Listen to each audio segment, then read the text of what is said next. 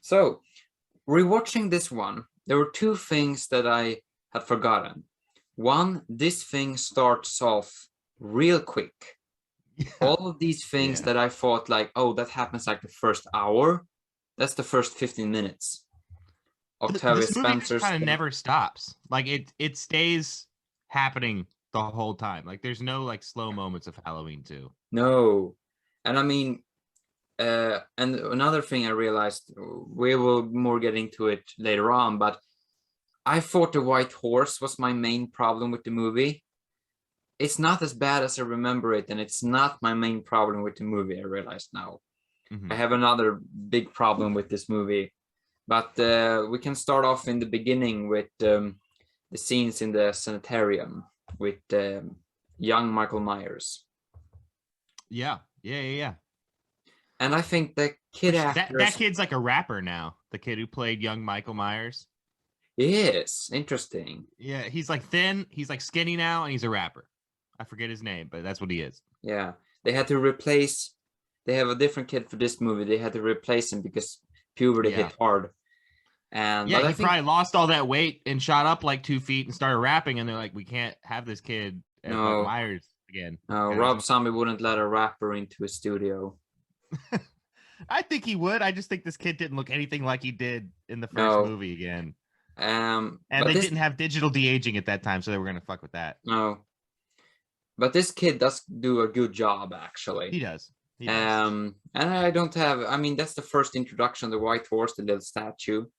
Mm-hmm. And I do like that foreshadowing, in a way. Even though... I honestly like the white horse. I think the white horse adds like a pretty element to the movie. It adds an ethereal, like atmospheric and kind of... I don't know. It's kind of beautiful. I like what it does. I like surrealism. I like experimental films already, so I'm cool when shit doesn't follow like what you expect. So I kind of like that he embraces his inner David Lynch with this movie, and he's just like, I'm gonna let symbolism physically interact with my story. You know, rewatching this one, it was more... I definitely had less of a problem, and I appreciated that he took some atmosphere take on this one. And it's more atmospheric. It feels more David Lynchy, and it doesn't really match fully, I think. When you watch this the first one and this one back to back, it kind of... because Akkad saw that the first one made money, so he just gave full permission to Zombie to do whatever he wanted with this one, which made him go through full vision, which is why they don't fully sync up tone-wise, in a way, I think. I think he was also under a lot more control, is maybe not the right word, but for the first movie, I think he was under a certain like restriction to at least follow like what a Halloween movie kind of is, right? Like the first movie is still pretty much a Halloween movie as far as how the story's told. But from what I hear, it's actually the Weinsteins, like Harvey Weinstein and his brother who were running the company, who pressured him to make the second one, which wasn't even his idea initially. No. I think he was going to start with one and be done. And they obviously saw the money it made. I think until like last year, it was the highest grossing for whichever weekend it was released. Memorial Day weekend, right? So the Weinsteins, I guess, pressured like, okay, Rob, like you got to make another movie. You got to make a movie. And he was like, all right, okay. The first time Rob Zombie's been told he has to make a movie, right? Every other time Rob Zombie's made a movie, it's because he loves it already and he comes to a passion project with the concept. Yeah. This time he was like, you got to do this. So he was like, and then told him exactly what you said. They're like, you got to do this, but you could do whatever you want, but you have to do whatever you want. So I feel like that's why I kind of love this movie, because it's like, okay, dude, if you want me to make a sequel, I've already done Halloween. This is just like a Rob Zombie movie featuring Michael Myers. Yeah. And another thing I love in the beginning is you see the aftermath of the carnage. You see, you have Laurie Strode walking down the street, and you have her in the on the hospital thing, going into the hospital, and her like screaming, "Am I going to die?"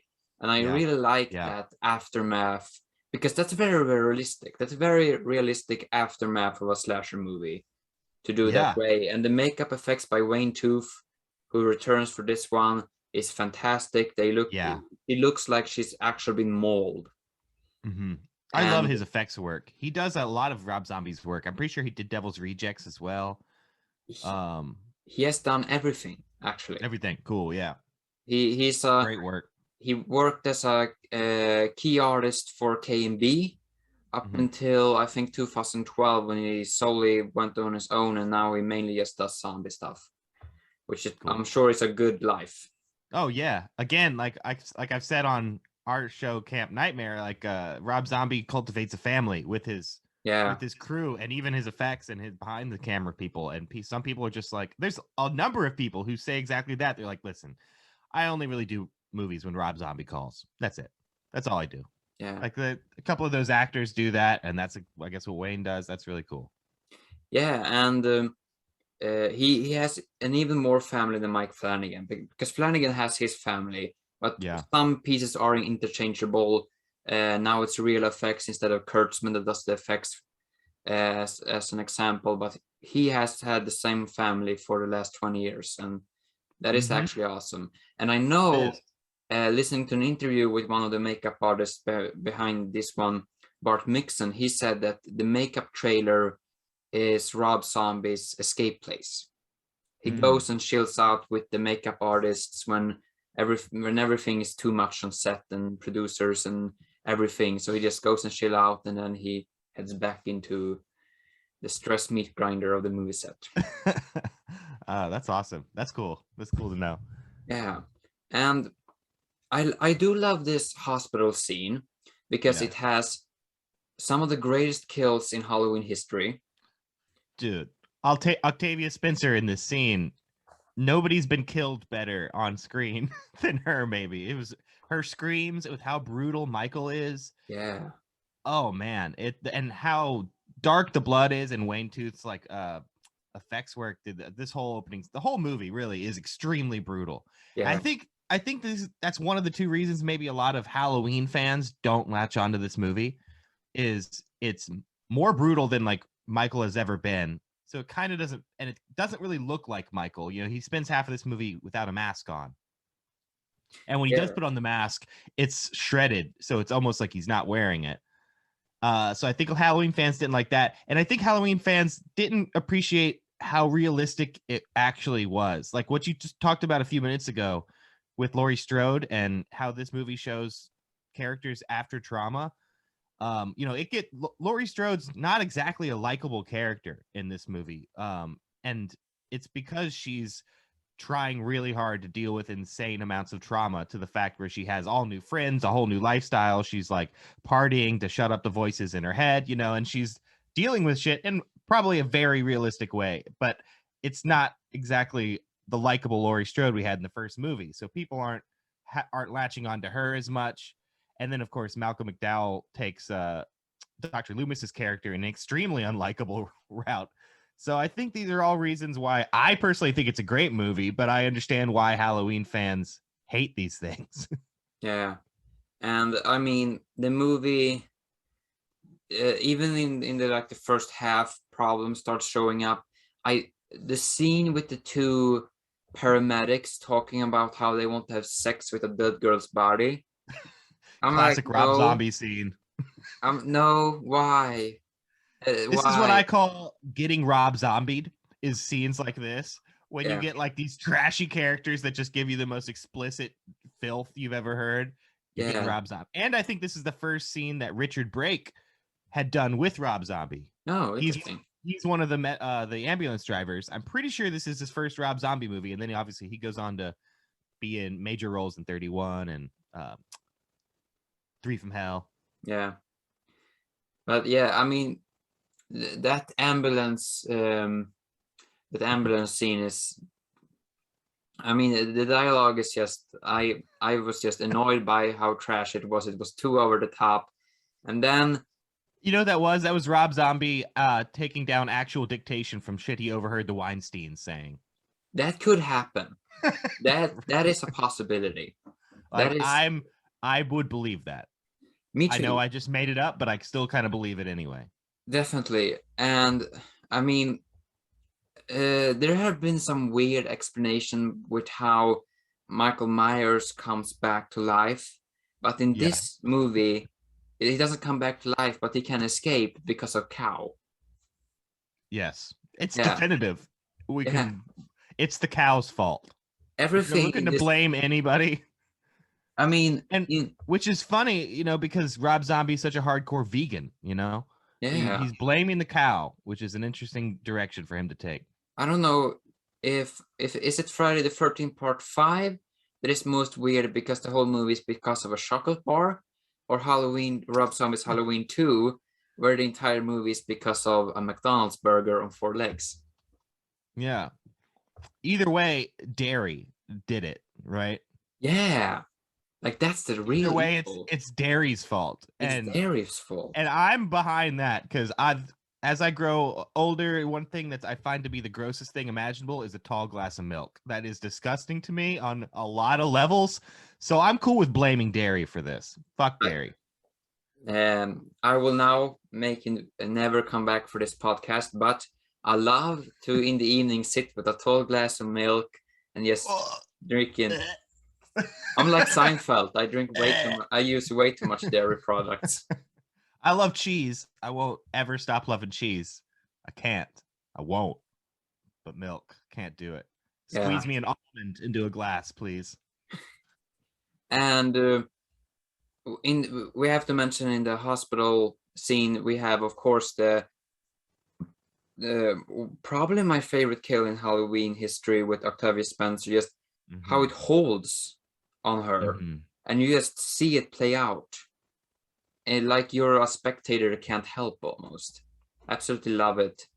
You know what? Rob Zombie always does that. Exactly what you just said makes you feel like a spectator. And a lot of it's another thing that people don't like so much that I think is a plus is his camera work. The camera work in these films are very documentary style.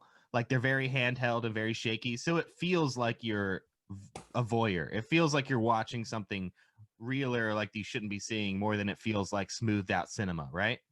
Yeah, and a part of it is that this movie is shot on 16 millimeter, and he has said that he prefer film over digital because he Yep. thinks that grain is beautiful. I do too. I agree with him 100%. I think for me, that depends on the movie. In this case, it works because one thing I love is grain and atmosphere. Yeah. Because I mean, you have these high-end movies when there's a shot of the woods, and it's an all high definition digital wide shot, and I'm like, yeah, that some directors can really pull it off. But with grain and some fog, that's hard to beat. Yes, definitely. That is why I love the Falk Monster movie, because he shot it on like a home video from 1972, and it's grainy as shit, but it's absolutely perfect. Well, the grain is, grain is perfect a lot of times. And I think for me, when things are too sharp and like too perfectly digital clean, it's almost just like unrealistically clean. And I don't know, I prefer a little edge to it. Like it's the same how I feel about music. Like as like if you were fans of metal or so, I listen to a lot of different music, but I've liked metal for a long time. Years ago when things started going to like electronic drums and programmed drums, all of a sudden like the whole genre got like really perfect. Like everything got like computer perfect. And I like stopped being interested because it was just like, this doesn't sound like human beings anymore. This sounds like robots. And I kind of feel like this a little bit of that same way with like way too crisp high-end digital, because it's just like it's too clean for me. But a little bit of grain, then you can apply grain after the fact. Like people like Rodriguez do this all the time, shoot digital, add grain in after to make it feel like it's shot on 32 millimeter or 16 millimeter. And it just adds like a warmth, I feel like, to the image. Like it softens, you know what I mean? And it feels good, and it feels, I don't know, just better to me. I personally like that look. Flanagan did it with Ouija, Origin of Evil, and I think it added a nice touch. As far as I know, now I might maybe come off as a complete idiot, but as far as I know, rest of Flanagan's stuff is shot on digital. I think you're right, but I'm not totally sure. But it looks digital. But I think It he does does look add like a digital. small layer of grain usually. Like even if he's just adding a small layer in, Yeah, like especially for me, like things that take place in an older time, it looks really weird. Like if there's a period piece, like I've seen this plenty of times where it's a period piece, like maybe even the Puritan time, 1600s, but it's shot in like high end HD digital, and I'm like, this looks like it's a bunch of people with costumes on in 2020 because the image is so perfect. Like if the image looked a yeah, little older, I'd believe we were there more.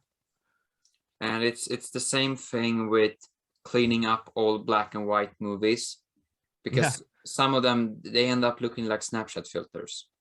Yeah, and sometimes like we just talked about this with on our podcast a little bit with I think Invisible Man from the 30s. We watched the cleaned up version, and when you clean it up, you can actually see some of the wires that are like moving the bicycle that the Invisible Man's supposed to be on. But when Yeah, you watched it in its original grainy glory or on VHS or something like that, you don't see any wires. Like the grain is actually working to hide effects. But when you clean it up so much, all of a sudden, boom, there they are. There's the wires.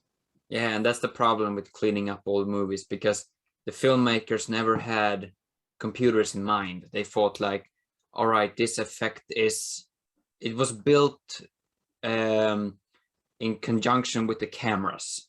Exactly. Yeah. And it worked 100% with those cameras, but it's now we're like showing their hands and showing their effects by like taking away the grain or taking away all that look. But And even in like 90s movies, I mean, in Jurassic Park in high definition, you can see wires. mm, Yeah. mm. So anyhow, back to the hospital scene, because there are three things I want to mention. One is the creepy ass shot of the elderly nurse with her eyeballs taken out. Oh, yeah. Yeah. That is used in asp. She's putting the way so Laurie Strode can't get out of there, and I mean, it's creepy because he has clearly stabbed her, and that could be enough, but he decides to go like full psycho and rip out her eyeballs. Full Tim Burton. You know what I kind of assumed that was is if he well, it doesn't matter at all because as we find out, this is all a dream sequence. But Yeah. if it wasn't, I kind of thought that maybe she saw Michael without the mask on, without a mask or something, and Oh, he was removing her eyes because she saw him. that is You a know, really interesting theory. because we've seen in the first film, he as he degrades into his psyche, he hates to be seen without his mask on. He's always got a mask.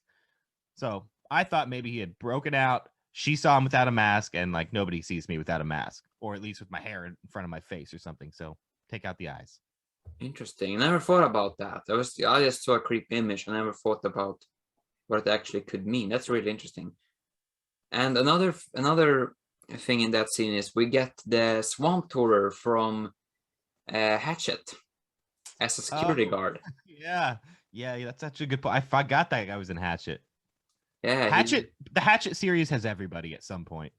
it does. It even has Tony Todd, which is, I love Mm-hmm. Tony Todd's career because it's literally everything. It hits like monumentally, amazingly great Candyman level, and it hits like I'm also in Hatchet. He's in Hatchet 2.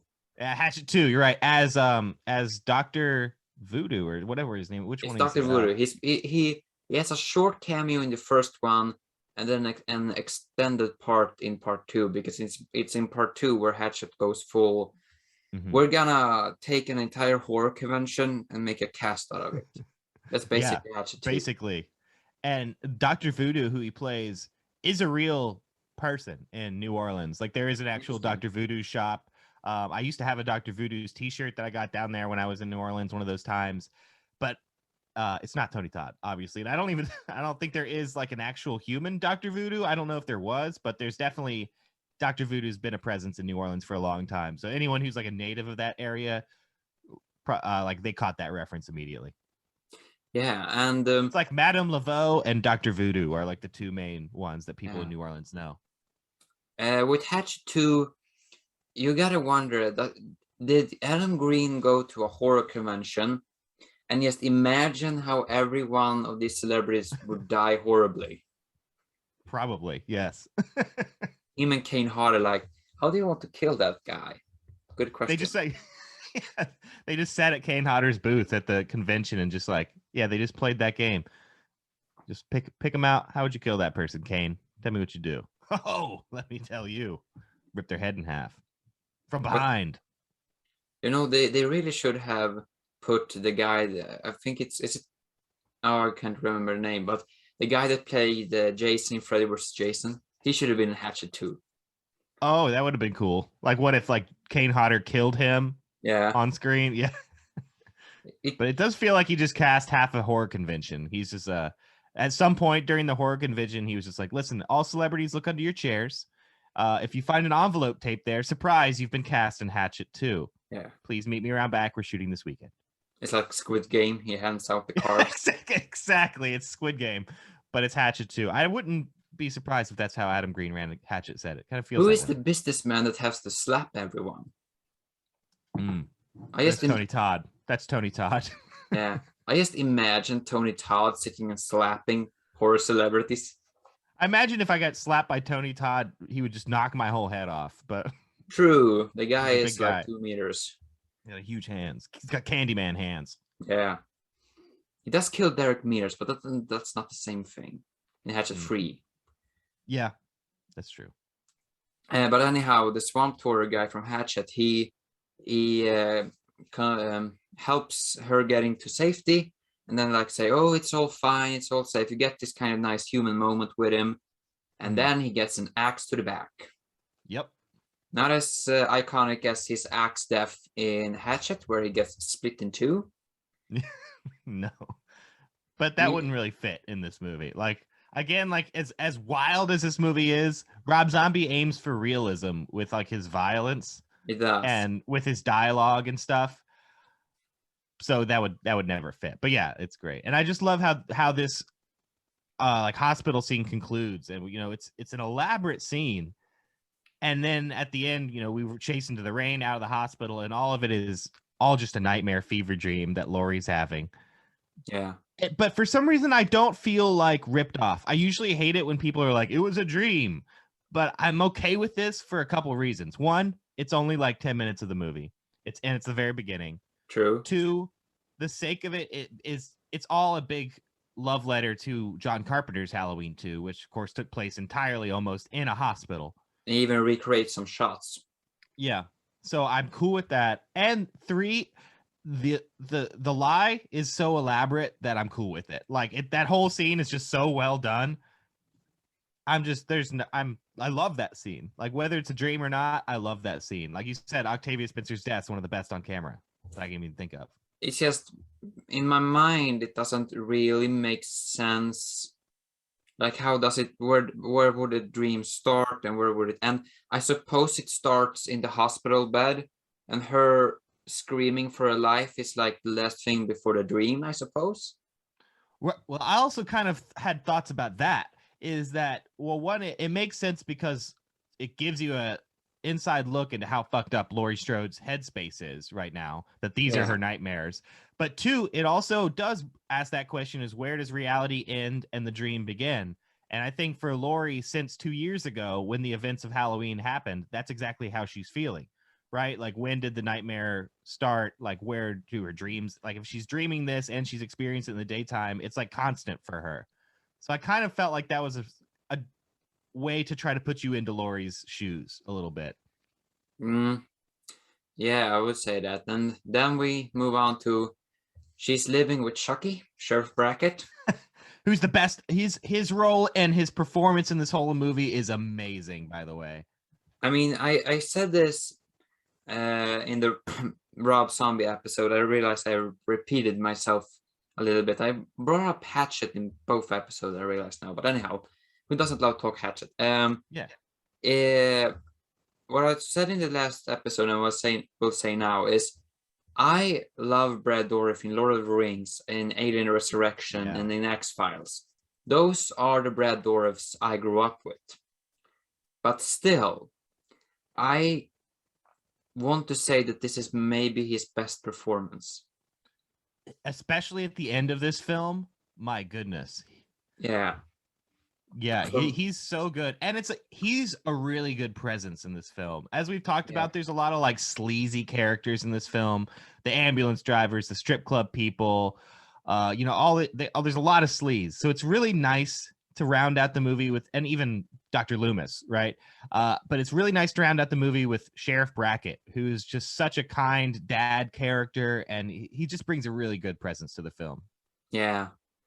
And I just like the family dynamic. I like Mm-hmm. the new friends. I mean, they're on paper they are stereotypical, and I would say the greatest characters, but they do both acting and script wise. It's a pretty good job, I would say, with the friends of Yeah. Laurie and Because Daniel they Harris. make sense because she's not looking for heavy relationships, right? She's if she wanted that, she would be bonding harder with Danielle Harris's character Annie back at home, right? But she's Definitely, not doing that. She's going out, she's finding new friends who are more one-dimensional, who are more interested in just blind fun because that's what she needs at this moment to like try to deal with life.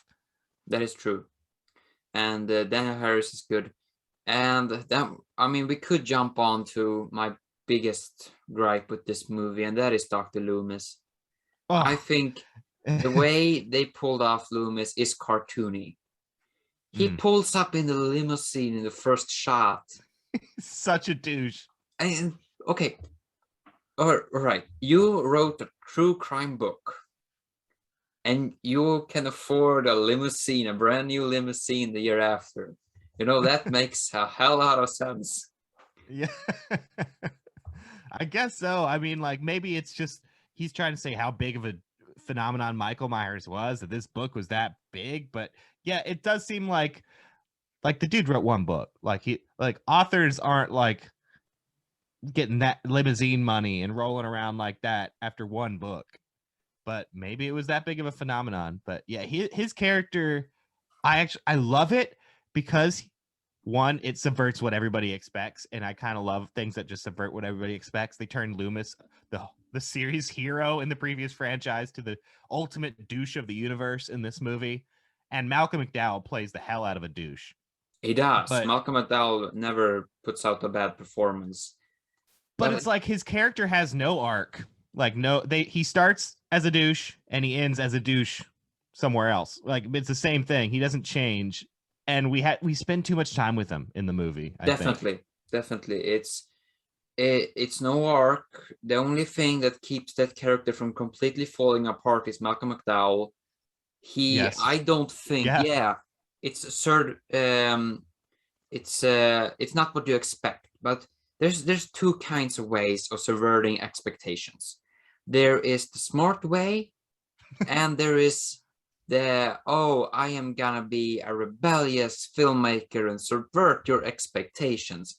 And this is what it feels like. It feels like, oh, I'm gonna do something special and interesting that you don't expect. And does it make sense? No.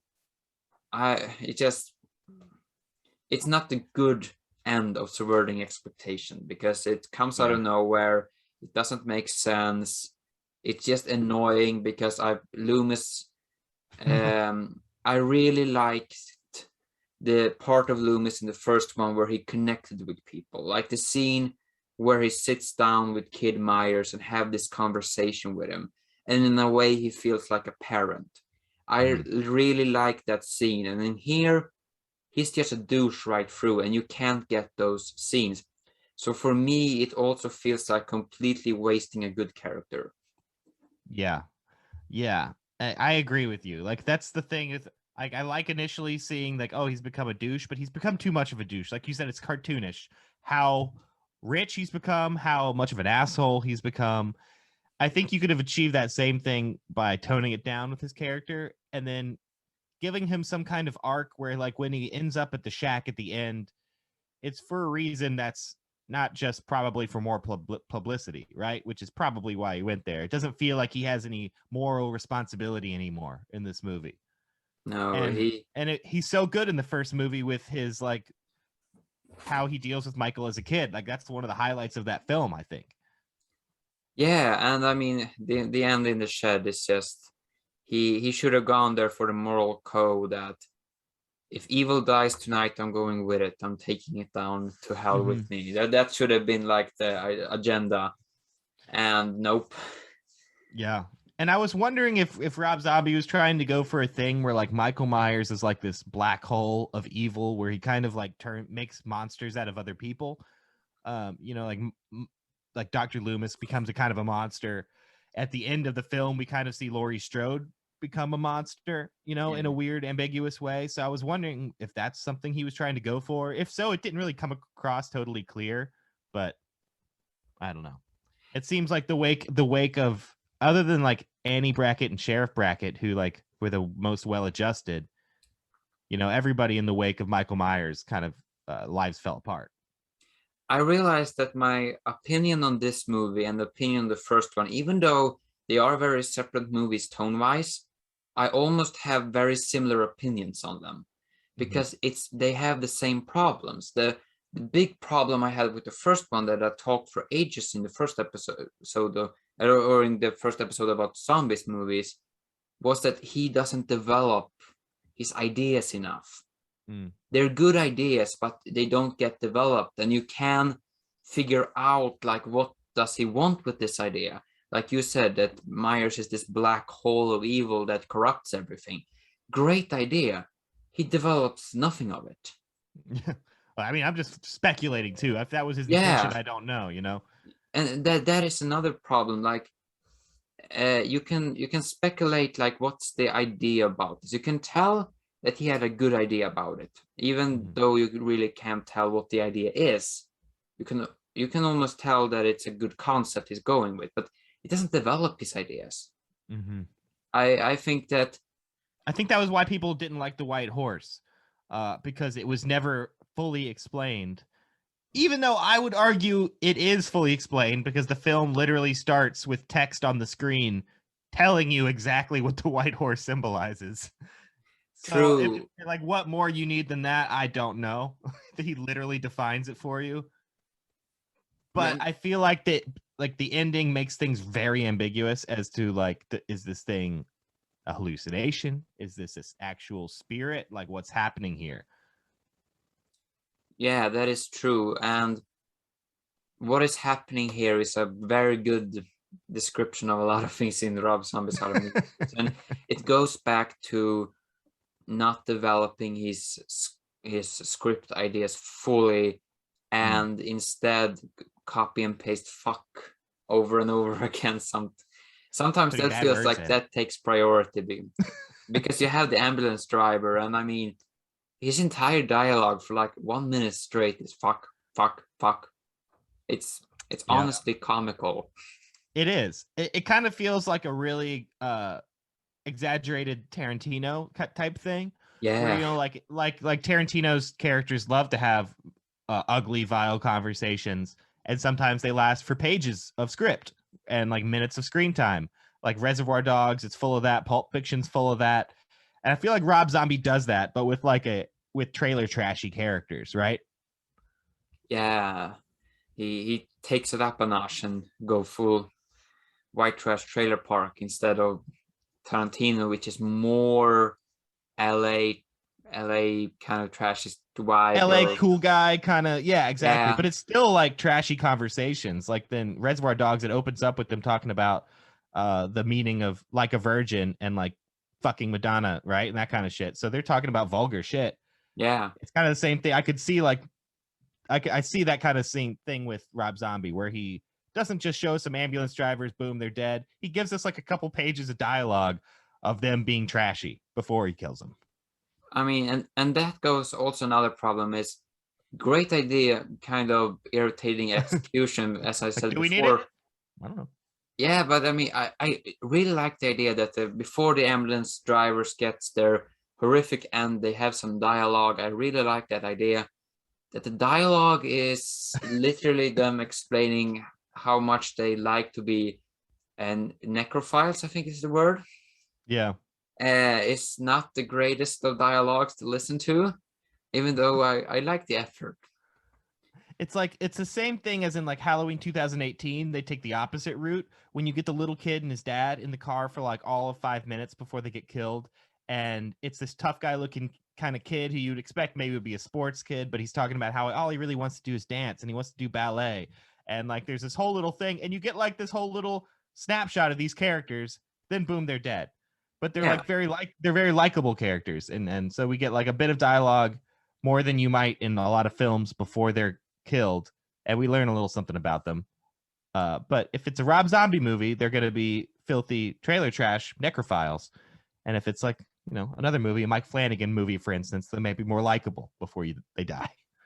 Yeah, I prefer the way that Green did it in the 18 Mhm. movie. Say what you want about his humor and or lack of it, and but he does have great snapshots of characters. Yes. Yeah. And that's why I prefer the 2018 movie, even though it has like the most some of those script choices are questionable at best. And but I do really prefer that he went that route of snapshot, but with good dialogue. Yeah, totally. Rob Zombie is also very much a taste thing. Yeah. It's a flavor for sure. Like you go to Rob Zombie knowing you're going to get that kind of stuff. And Rob Zombie, like he knows what his brand is, and he revels in it. The best way to explain Rob Zombie is licorice. Oh yeah, you know it if you don't like. If you like it, you like it. If you don't, you don't. Yeah, Yeah, totally. That is the best way. And then we can talk about the field scene where he sees his mom, and as you said, are these hallucinations, are the ghosts? I thought about that throughout the entire movie. Are these really? Mhm. And that is definitely the first shot of great atmosphere. Yeah. I love the scene when he's walking across the field and there's fog in the background, this old barn. Same. I mean, I have my problems with this movie, but I mean, you have those moments that are definitely in my top 10 Halloween, if not my favorite Halloween things. Mhm. Like that could be my favorite atmosphere scene. It doesn't have the atmosphere of Halloween. I really like David Gordon Green's movie because it feels like Halloween. Same thing with Halloween 3. Right. It very much Right. feels like it. But this one has a different type of atmosphere. It has a paranormal atmosphere, almost kind of folk culture horror atmosphere. You can almost say. I feel it feels like those, in a way. It feels like the classical Swedish Nordic ghost stories. Yeah, it's also some of the vibes Rob Zombie brings to like Lords of Salem when he does that film. Like it's a bit more like that. I kind of feel like it builds atmosphere in that way. Yeah, folk. it's in a way it's like some of the Friday the 13th movies, because a Rob Zombie movie and a Friday the 13th movie, you expect exploitation and you get handfuls of it, but you also get those moments of atmosphere, and those are pretty great. I know Joseph Zito in part 4, he had some great atmosphere scenes there, I thought. I actually think the opening sequence, the title credits of Halloween 4, is one of the greatest like representations of like small town Halloween that I've like ever seen. Yeah. I love that opening atmosphere. It's fantastic. Yeah. And that too, I said Friday 4, but Halloween 4 is definitely another option that is really has great atmosphere. And then so we see this scene with the mom. Yeah. And I'm gonna have to go in like 5-10 minutes. Oh yeah, then we have to. Sorry, I know I've gone on a lot of tangent and probably ate up a lot of time. Yeah, I am responsible for that too, because but we can. All right, so we can skip over the mom, because we basically have discussed this is the ghost or it's the hallucination. We don't really know. Yeah. But then we move on to the farmer kills, where he kills all the farmers. Yeah, where he lifts the truck and flips the entire truck. Is that what that one? Yeah. Yeah, I think it's that one. And he also eats the dog. Yep, he eats the dog. and then he gets to the strip club for a pretty wild, again, like somewhat unnecessary scene. Like I understand, like Michael's like walking through his memory lane. He goes to the strip club where his mother was a stripper. Yeah.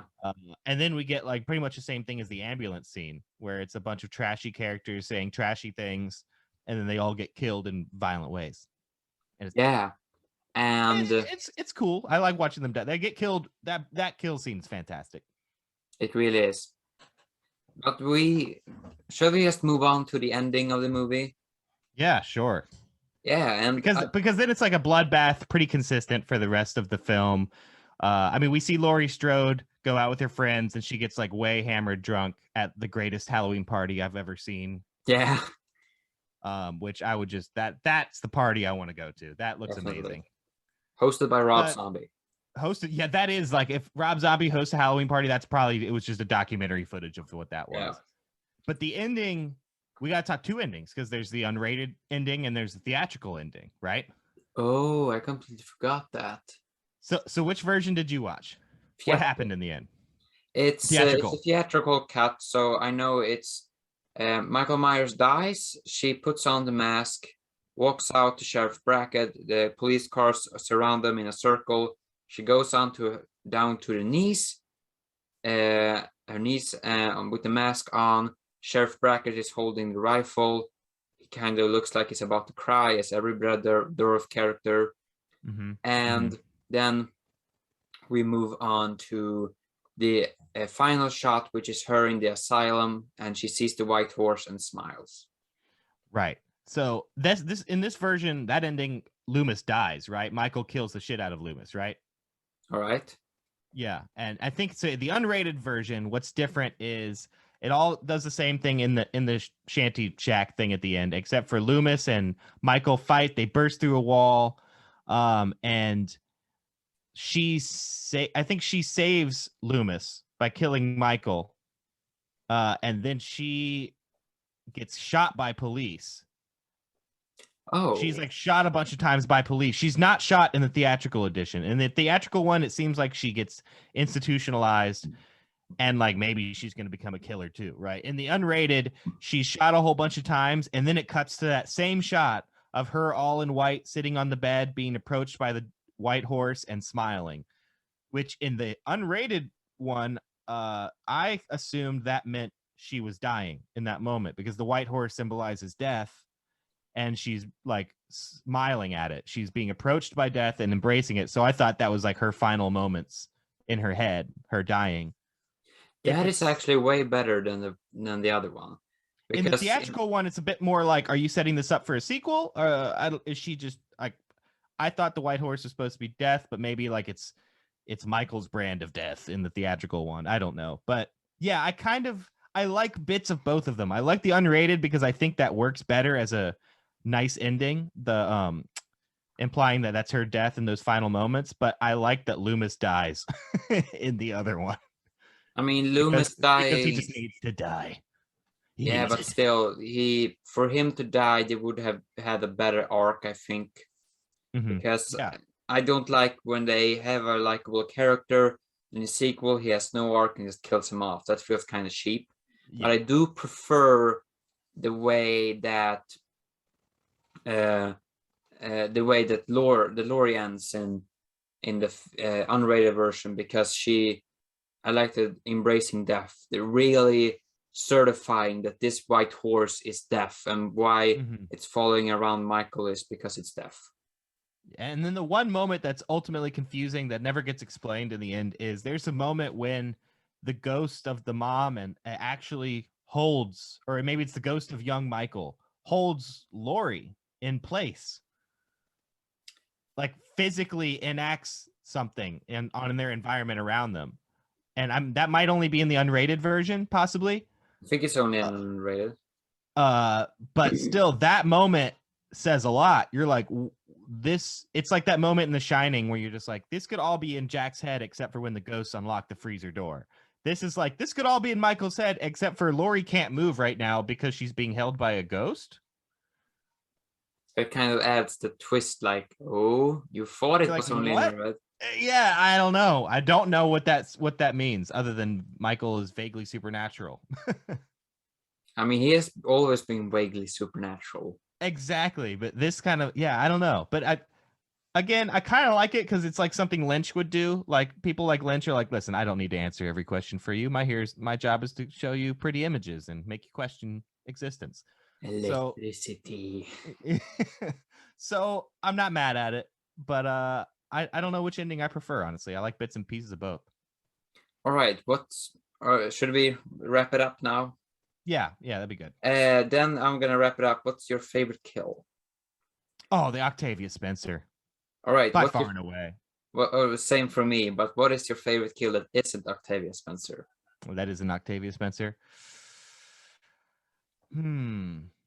I like the 3-way kill in when he just goes to town on the three sleazy people in the strip club and just gets one right after another. Like that little moment of chaos is great. That is true, but I think my second favorite is the nurse without the eyes, only because the image is so creepy. And sure, that is an aftermath kill, so maybe that doesn't count, but still, that's my I count it. favorite. I count it. Yeah, it was great having you on. Yeah, it's great to finally talk face to face and be on the show.